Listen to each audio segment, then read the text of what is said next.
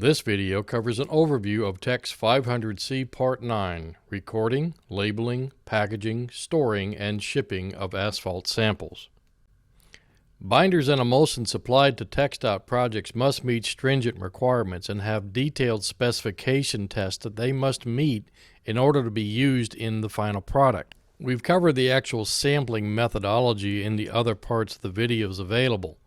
This video will focus on the actual reporting side of obtaining the sample, marking the sample, putting the sample into the system, labeling it, and shipping it to its final destination.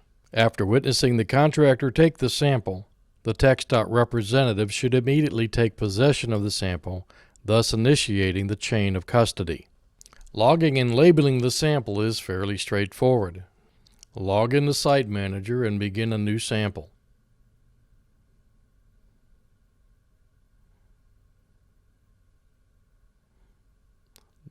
Identify the type of sample being taken, and then identify the material type from the sample. This sample is an AC15P.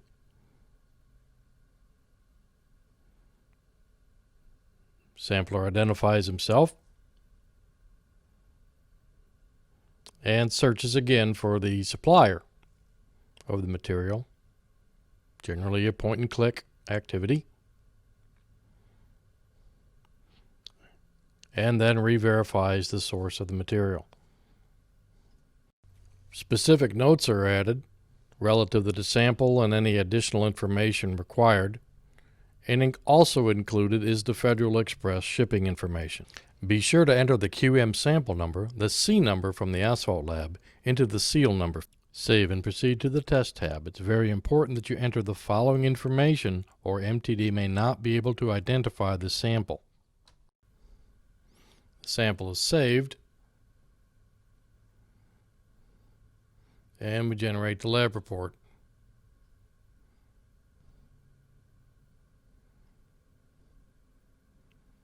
The Form 202 is opened. Information is checked. And then the form is printed. The sample ID is copied. The printer software is next opened. Opening the label. Verifying the type of label. Copying the identification into the label. Expanding it to full size. 4 copies of the labels are printed, 2 copies for the can, 1 copy for the shipping container, and 1 copy for the 202 form.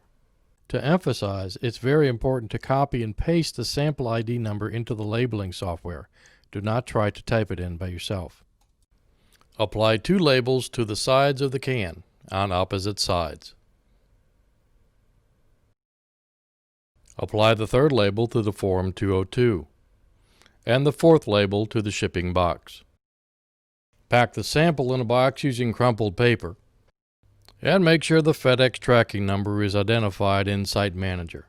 If the sample is designated for Materials and Test Division, ship the sample within 3 days of collection to the Cedar Park campus. This video was intended to be an overview of the process. For detailed information, consult the Asphalt Binder Inspection and Sampling Guidance effective May 2020.